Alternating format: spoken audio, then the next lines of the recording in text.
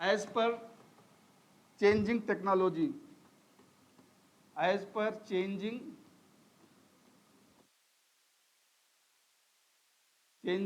technology,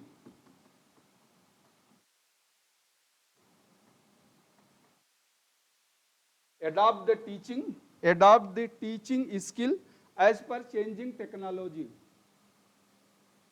adopt the teaching skill as per changing technology, यानी changing technology, तकनीक के बदलाव के अनुसार अपने शिक्षण कार्य में परिवर्तन करना। तकनीक में जो बदलाव हो रहा है उसके अनुसार शिक्षण कार्य में यानी परिवर्तन तो आएगा ही। आप न चाहते हुए भी हर व्यवसाय में, हर ट्रेड में कुछ न कुछ एडवांस, अभी इलेक्ट्रॉनिक्स में देखिए कितने एडवांस चेंजेस आ रहे हैं। तो तकनीक में परिवर्तन के अनुसार शिक्षण कार्य में परिवर्तन करना। केवल ये कह देना कि मैं 10 साल से पढ़ा रहा हूं, मेरा 10 साल का टीचिंग एक्सपीरियंस है, या मैं 15 साल से इंस्ट्रक्टर हूं तो मुझे सब कुछ ज्ञान होगा, ऐसा नहीं है। You can not be a good instructor merely because of number of year of experience. कितने साल का मेरा शिक्षण का अनुभव है वो आपको एक अच्छा अनुदेशक नहीं बनाएगा अगर आप बदलते परिवेश के साथ स्वयं को नहीं बदलेंगे। कहावत है ना, शेप योरसेल्फ, शेप आउट, और नहीं सुने हैं, शेप आउट और शिप आउट।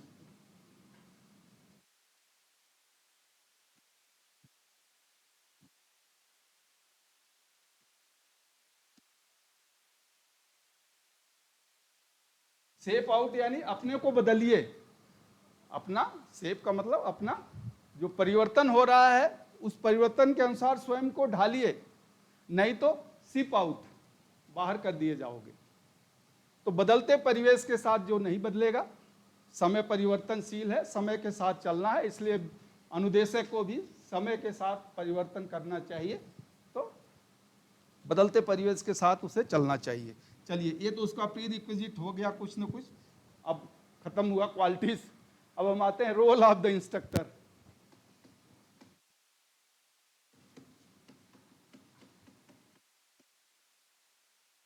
इसको ज्यादा नहीं, हम जल्दी खत्म करने की कोशिश करेंगे। रोल के बाद ट्रेट है, ज्यादा नहीं है बोर हो रहे होंगे आप लोग भी। क्वालिटी तो जरूरी था, क्वालिटी में ज्यादा हो गया। तो रोल ऑफ द इंस्ट्रक्टर यानी दायित्व तो क्या होता है उसका। एक अनुदेशक का दायित्व तो तब तक नहीं खत्म होता है,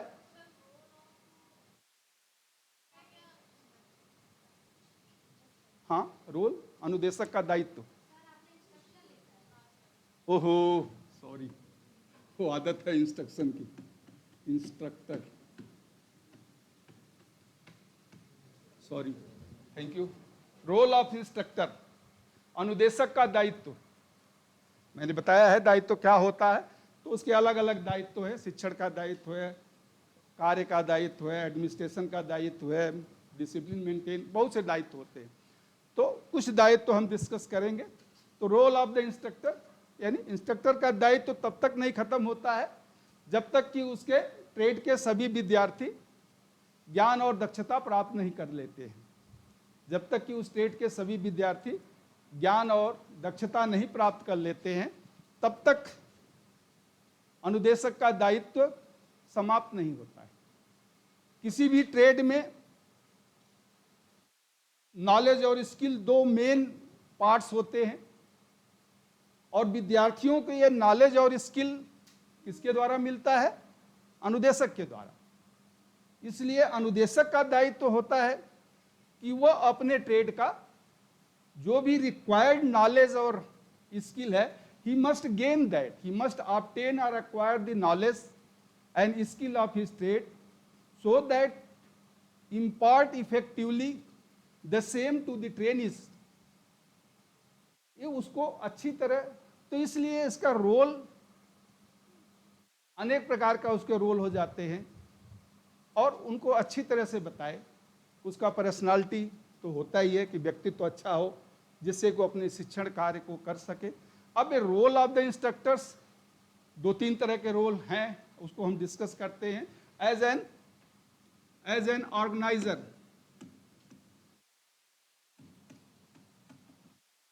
एक व्यवस्थापक की तरह, ऑर्गेनाइज यानी व्यवस्थित करना। क्या व्यवस्थित करता है? व्यवस्थित क्या करेगा? क्लासरूम पहला उसमें है, क्लासरूम लेसन। दूसरा वर्कशॉप प्रैक्टिकल, यानी कक्षा में सैद्धांतिक विषय की व्यवस्था कैसे पढ़ाना वो करेगा। वर्कशॉप में प्रैक्टिकल का कैसे करना है। मॉडिफिकेशन ऑफ एटीट्यूड, व्यवहार में परिवर्तन कैसे होगा।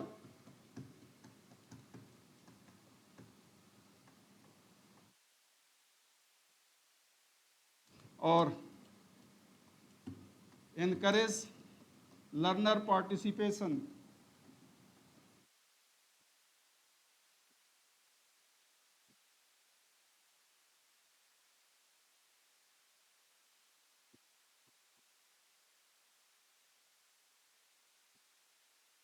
अनुदेशक का मेन काम होता है कि उसके शिक्षण एनकरेज यानी उत्साहित करना, लर्नर पार्टिसिपेशन, पार्टिसिपेशन यानी सहभागिता, पार्टिसिपेशन सहभागिता,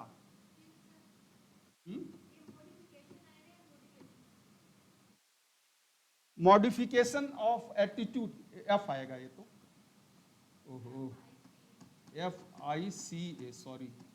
FICAT, मॉडिफिकेशन ऑफ यानी व्यवहार में परिवर्तन, यानी व्यवहार में सुधार।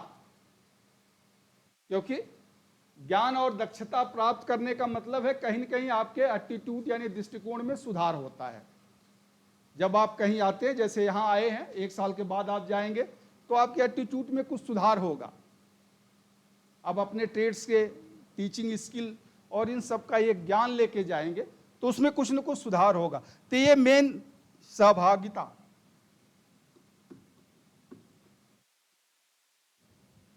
यानी ऑर्गेनाइजर रोल में उसका 4 रोल होता है। थियरी क्लास के लिए, थियरी क्लास में उसे व्यवस्थित करके पढ़ाना होता है, नॉलेज ज्ञान को देना होता है। वर्कशॉप में प्रैक्टिकल डिमॉन्स्ट्रेट करके बताना होता है, और व्यवहार में किस तरह परिवर्तन हो इसकी वो कोशिश करता है। और एनकरेज दी लर्नर पार्टिसिपेशन, कि विद्यार्थियों की सहभागिता क्लास में किस प्रकार हो उसको यह सुनिश्चित करता है। ठीक है। दूसरा, preparing the instructional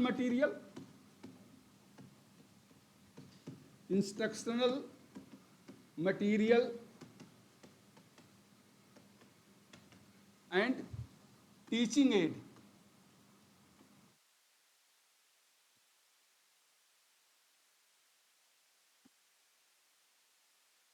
preparing the instructional material and teaching aid।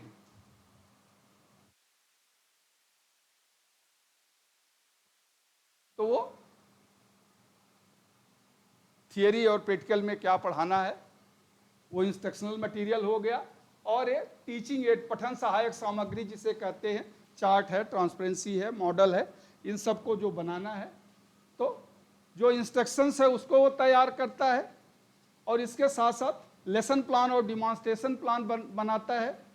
Lesson plan के अनुसार थियरी में थियोरेटिकल सब्जेक्ट बताया जाता है, और डिमॉन्स्ट्रेशन प्लान के अनुसार वर्कशॉप में वो किसी भी कार्य का डिमॉन्स्ट्रेट करता है। वो हम आएंगे, लेसन प्लान डिमॉन्स्ट्रेशन प्लान आपको बताएंगे कि किस तरह से कार्य किया जाता है।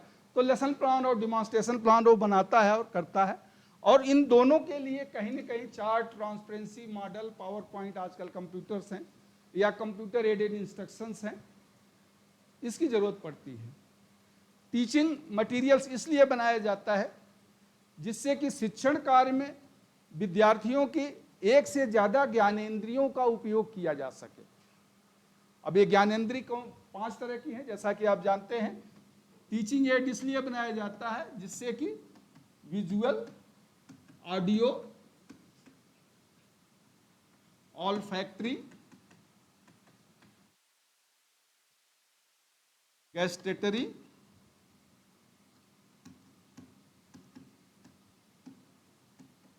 And tactual. ये हमारे 5 ज्ञान इंद्रिय हैं। विजुअल यानी जो आप देखते हैं, आंख का जो काम है देखना, आंख के द्वारा। ऑडियो यानी सुनना। ऑल्फैक्टरी यानी सूंघना, नाक का काम जो होता है सूंघना।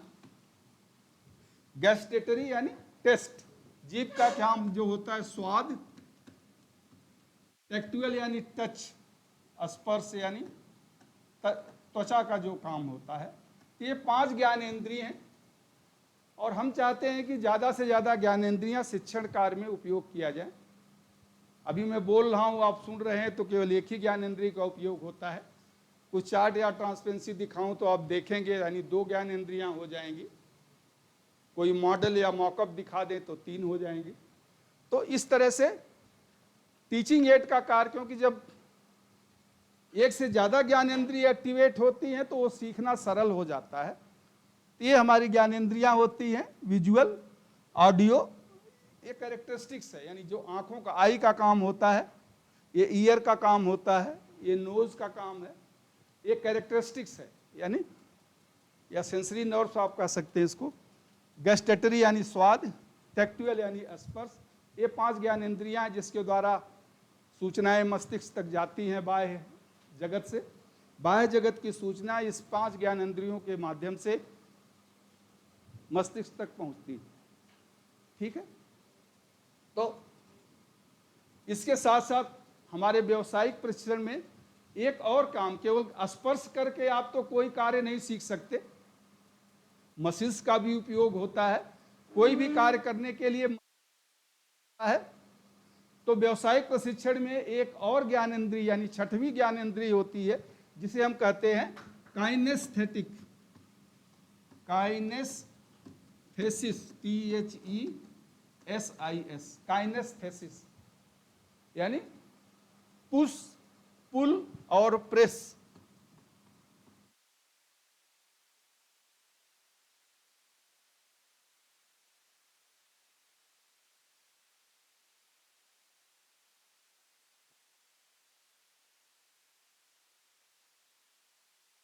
पुश यानी धक्का देना, पुल यानी अपने तरफ खींचना। यह है पुश, पुल और प्रेस यानी दबाना। धक्का देना, अपनी तरफ खींचना और दबाना, यानी मसिल्स का जहां काम होता है। तो बाई टच, टच यानी स्पर्श, आपने ऐसे टच कर दिया तो आप केवल टच करके कोई चीज नहीं सीख सकते। वर्कशॉप में आपको मसिल्स का भी उपयोग, यानी का स्क्रू ड्राइवर से आप कोई स्क्रू ही खोल रहे हैं तो देखिए मसिल्स का उपयोग होता है। तो आइदर आप उसे पुश करेंगे, पुल करेंगे या प्रेस करेंगे। तो ये ज्ञानेंद्रिय वोकेशनल व्यावसायिक में जिसे हम कहते हैं काइनेस्थेसिस, 5A तो नॉर्मल आप जानते ही हैं।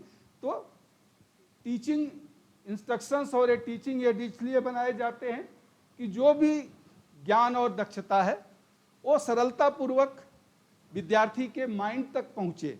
केवल वो सुने ही न, यानी केवल सुने न, बल्कि जो कुछ भी सुने वह उसके दिमाग तक जाए। तो ये शिक्षक का दायित्व होता है कि वो इस प्रकार का अपना शिक्षण सामग्री बनाए, इस प्रकार का वो अपना टीचिंग एड बनाए, यानी पठन सहायक सामग्री बनाए, जिससे कि जो कुछ भी वो बता रहे हैं, सिखा रहा है, वह विद्यार्थियों के माइंड तक पहुंच जाए, यानी विद्यार्थी उसे सीख ले अगर थियरी क्लास में है, या उसे समझ ले जब उसे प्रैक्टिकल क्लास में बता रहा हो। तो ये एक मेन काम है। ये दूसरा काम है उसका, एंड दूसरा दायित्व है to prepare the instructional material and teaching aid. तीसरा उसका कार्य है as a resource person.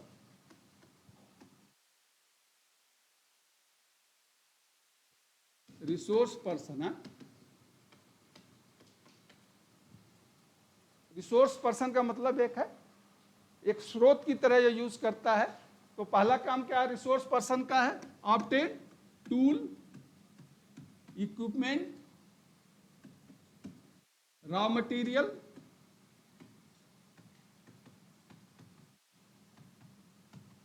And consumables.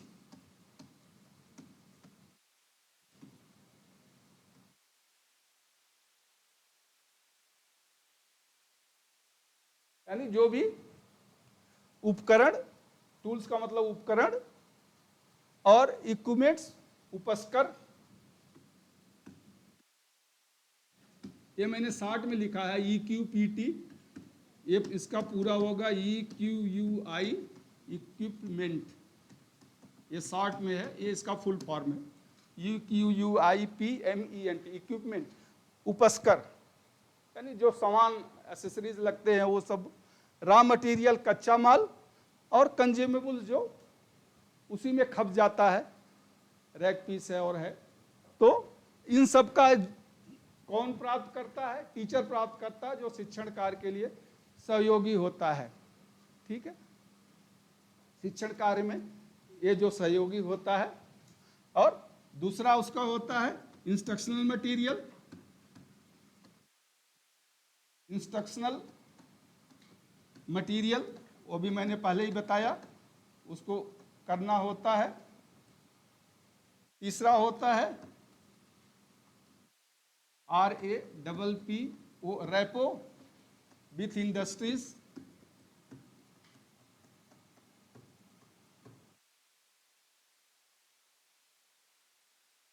और चौथा होता है इंडस्ट्रियल टूर।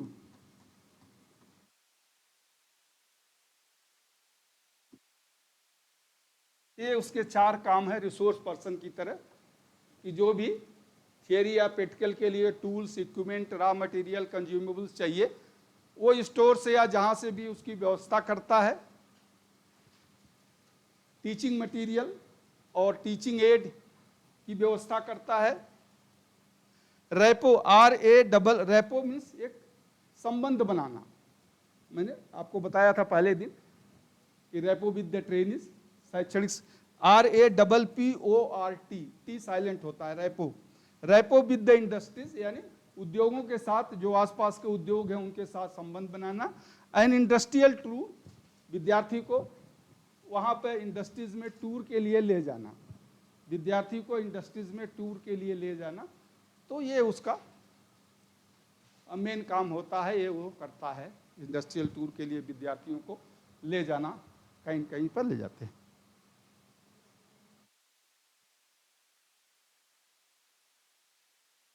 ठीक है, एज ए लर्नर या एज ए, वो खुद सीखेगा, as a learner.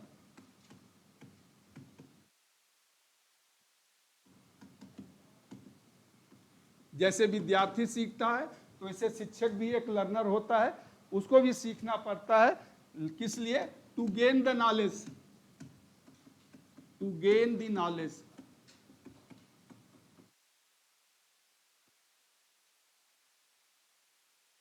To gain the knowledge, यानी ज्ञान प्राप्त करने के लिए तो उसे सीखना ही पड़ेगा, बिना सीखे गुर बिन ज्ञान ना हो, कहते हम ना, तो उससे तो कहीं न कहीं कुछ न कुछ तो सीखना ही पड़ता है, ज्ञान प्राप्त करने के लिए सीखना जरूरी है।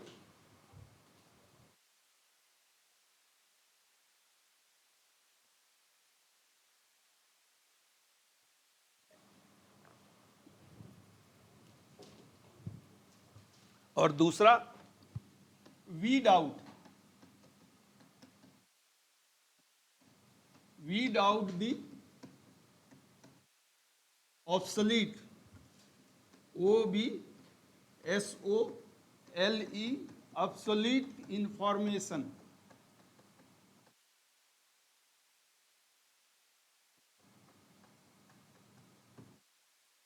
वीड यानी, वीडिंग आउट का मतलब होता है बाहर निकालना, फेंक देना, दूर कर देना, दूर करना। वीड आउट का मतलब होता है दूर करना। ऑब्सोलीट का मतलब तो जो अप्रचलित या जो पुराना हो गया, अब चलता नहीं है, पुराना, अप्रचलित,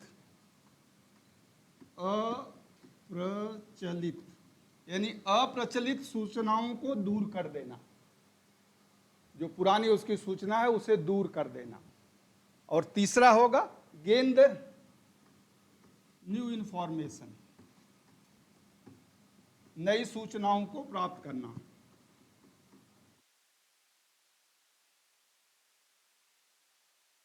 एक लर्नर की तरह वो नया ज्ञान प्राप्त करता है ट्रेड का, जो पुराना ज्ञान है उसको अलग करता है सूचनाओं को, जो जरूरी नहीं है, अप्रचलित हो गए, ऑब्सोल्यूट हो गए, और नई सूचनाओं को चेंजिंग टेक्नोलॉजी के अनुसार जो नई सूचनाएं हैं उन्हें प्राप्त करता है।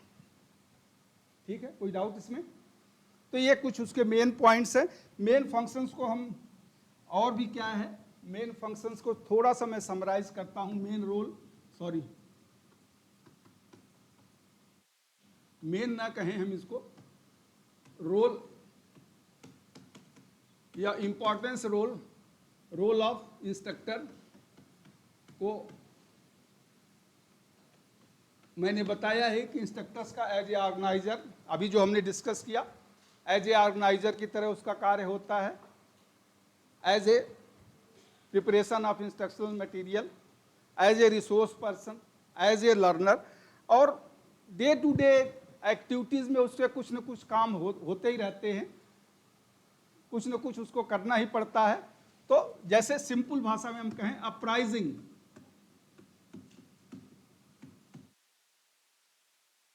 अपराइजिंग का मतलब क्या होता है? सूचना देना, चाहे वो ज्ञान की सूचना हो, जनरल सूचना हो। शिक्षक का दायित्व होता है, शिक्षक का ये भूमिका है कि वो कुछ न कुछ जो आवश्यक सूचना हो विद्यार्थियों को देता रहे। कोचिंग,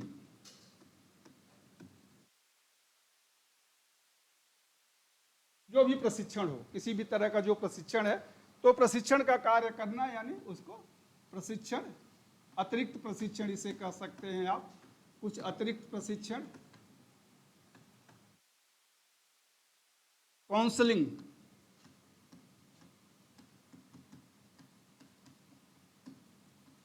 काउंसलिंग करना यानी कुछ सलाह देना, मुख्य सलाह देना, काउंसलिंग। इन्फ्लुएंसिंग,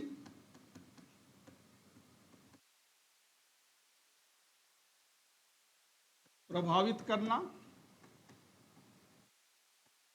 चाहे किसी तरह का प्रभाव हो, व्यक्तित्व के द्वारा, शिक्षा के द्वारा, शिक्षण के द्वारा प्रभावित करना। करेक्टिंग, सुधार करना।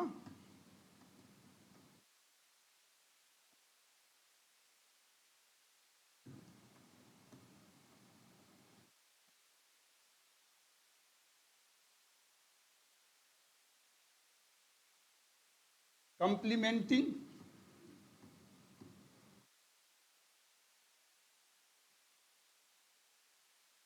कंप्लीमेंटिंग का मतलब होता है प्रशंसा करना। जो अच्छा कार्य करे उसका अनुदेशक प्रशंसा भी करे, ये भी उसका काम है। जो अच्छा कार्य करे उसका प्रशंसा भी करे, ये भी अनुदेशक का कार्य होता है। केवल हमेशा डांटना ही नहीं, आलोचना ही नहीं करना, लेकिन जहां अच्छा कार्य होता है वहां प्रशंसा भी करना चाहिए उसे।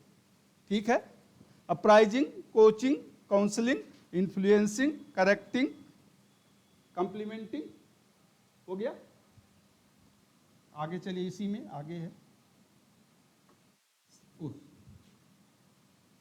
सपोर्टिंग,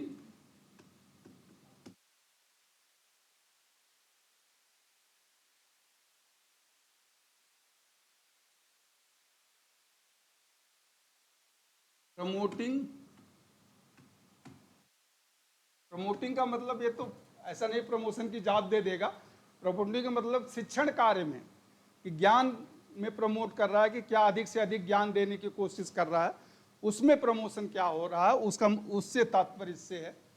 वो नौकरी में जो प्रमोशन होता है वो नहीं, ज्ञान का प्रमोशन करना, ज्ञान में प्रमोट करना, ज्ञान में बढ़ोतरी करना। प्रमोटिंग का सेंस ये है यहाँ कि शिक्षक का एक भूमिका है कि वो विद्यार्थियों के ज्ञान को प्रमोट करे, ज्ञान में बढ़ावा करे, promoting. Associating,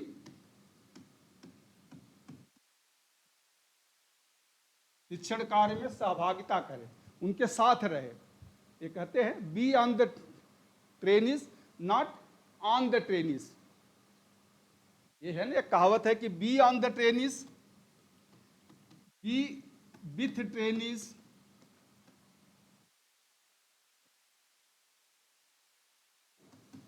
not on the trainees.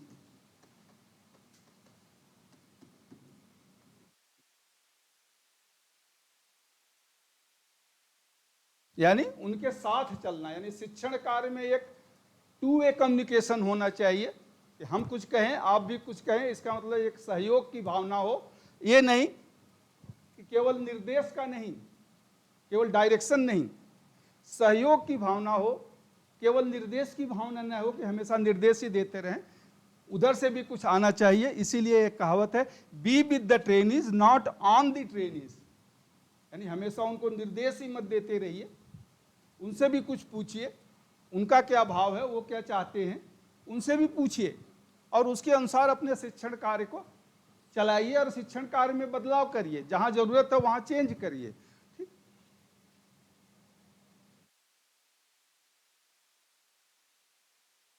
Negotiating,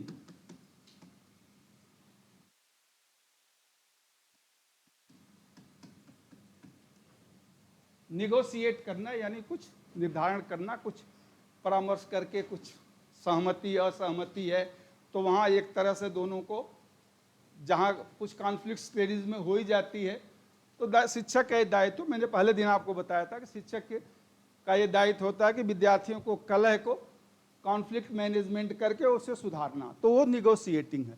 तो ये कुछ विद्यार्थियों के, ये कुछ भूमिका है, role of the good instructors, उसमें आप इसको रख सकते हैं। मिटा दें, चलिए अब आगे चलते हैं। क्या टाइम हुआ? अभी टाइम है, कम हो गया, अभी है 15 मिनट है, खत्म नहीं हुआ। हम तो सोचे आज ये खत्म हो जाएगा। क्या बात है, बोर हो गए आप लोग? बड़े शांत है, एकदम सीरियस हो गए सब लोग, सबके चेहरे की तरफ से लग रहा है यार या तो भूख लग रही होगी, नहीं? तो चलिए अगला क्या हो सकता है। आपने रोल तो देख लिया, क्वालिटीज देख लिया, और क्या देखना बाकी है शिक्षक का? ट्रेड्स। ये शिक्षक का ना है बल्कि ये व्यक्ति का, इसलिए मैं डिटेल्स में बता रहा हूं कि जैसे आप अपने में देखिए कि आप में ट्रेड का, ट्रेड की हिंदी मैंने क्या बताया था? विलक्षणता। Very good. तो एक विलक्षण कुछ सब में होती है और टीचर में तो जरूर होना चाहिए। अब इस विलक्षण कैटेगरी में दो कैटेगरी आती है, एक तो फंक्शनल ट्रेट होता है,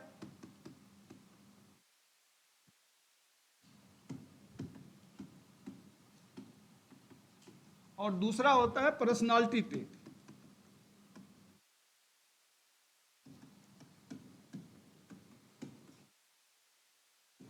यानी उसके कार्य की विलक्षणता, यानी कार्य के प्रति उसका दायित्व तो है, अब उसकी भूमिका है ये करना है, उस भूमिका को कितनी अच्छी तरह निभाता है। अगर वो अच्छी तरह निभाता है तो अच्छी बात है, तो उसका ट्रेड्स होता है। ट्रेड्स क्या होता है एक्चुअली?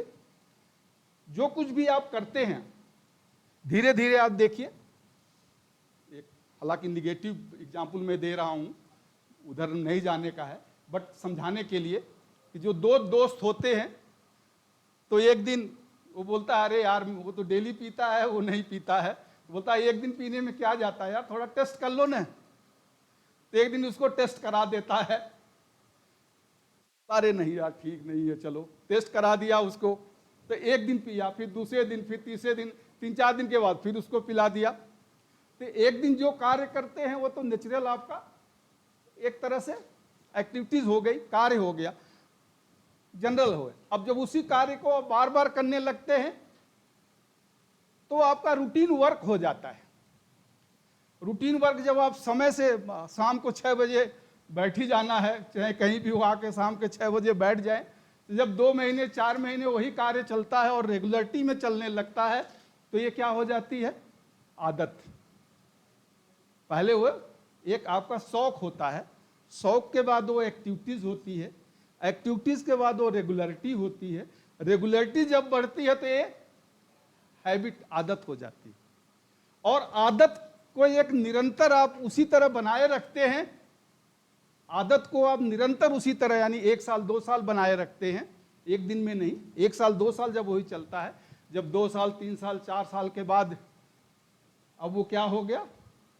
अब आप देखते हैं ना रोड पर जो गिरा हुआ मिलता है शाम को, तो वो ट्रेट हो जाता है, तो वो ट्रेट हो जाता है। मैंने पहले ही बोला था कि मैं निगेटिव एग्जाम्पल दे रहा हूं, ऐसा नहीं, अब इसको पॉजिटिव की तरफ से लाइए। कि एक दिन आप किसी कार्य को करते हैं, यानी टीचिंग का कार्य आप एक दिन करते हैं, तो आप जनरल हो गया, एक दिन कोई प्रिंसिपल साहब आए या कोई सीनियर आया आपके क्लास में लेक्चर दे के चला गया, तो उसको शिक्षण कार्य तो नहीं करेंगे। लेकिन जब वो 2-4 दिन 10 दिन करते हैं तब वो एक्टिविटीज हो जाती है। 2-4 महीने कर लेते हैं तो वो रेगुलरिटी हो जाती है। 1 साल उन्होंने किया उसी कार्य को, रेगुलर आते गए, करते गए, तो हर दिन कुछ कमियां होगी उसको दूर करते गए तो वो हैबिट हो जाती है। और जब आप 3 साल 4 साल रेगुलर उस कार्य को करते हैं तो आपका ट्रेड बन जाता है। तो ट्रेड विलक्षणता एक दिन में नहीं आती है, ये आप उसी कार्य को, यानी हैबिट ही आपकी अच्छी हैबिट हो या खराब हैबिट हो, जब वो आपके अधिकतम सीमा तक, जब वो अधिकतम सीमा तक पहुंचती है तो वो ट्रेड्स हो जाता है। तो उसी तरह से ट्रेड्स अनुदेशक का भी होता है।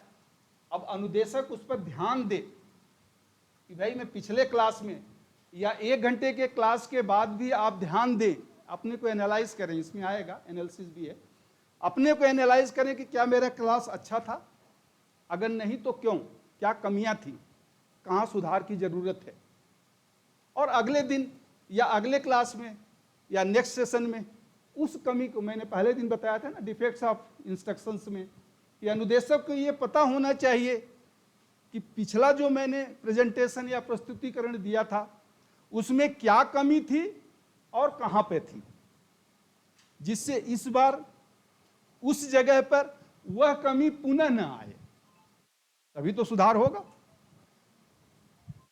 राजेश शर्मा थोड़ा सो कर दीजिए। हाँ, अभिलेख का रख रखाव, यानी उसको बनाना और उसका रख रखाव, ये दोनों एक दायित्व होता है। या अब उससे अच्छी तरह अगर करेगा तो टेट्स हो जाएगा, उसकी भूमिका तो है ही, अब अच्छी तरह से करेगा तो उसका टेट हो जाएगा। अगर आपको याद हो, मैंने डिफेक्ट्स ऑफ इंस्ट्रक्शंस में भी बताया था ना, defects due to the planning, defects due to presentation, defects due to application, defects due to evaluation.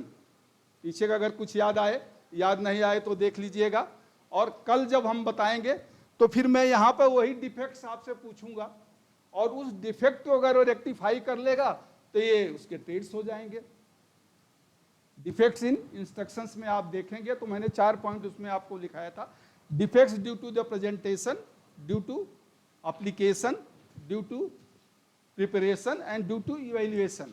तो यहाँ मैं रिपीट नहीं करूँगा, उसी डिफेक्ट जो वहाँ पे डिफेक्ट था उस डिफेक्ट को अगर पूरा कर लिया, अब डिफेक्ट नहीं आ गया, तो इंस्ट्रक्टर का वो ट्रेड हो जाएगा। और तो खैर चलो, प्लान ऑफ द इंस्ट्रक्शंस और जो कुछ है उसको हम डिस्कस करेंगे। ठीक है, खत्म करें आज। अच्छा, कल भी और परसों भी, अब 4 दिन में आके मैं सोचते हैं इसको हम खत्म कर लें, बहुत दिन हो गया, 2-3 दिन। तो आप लोग तैयार हैं कल के लिए भी? चलिए, ओके, थैंक यू। चलिए, आप आज का यहीं समाप्त करते हैं।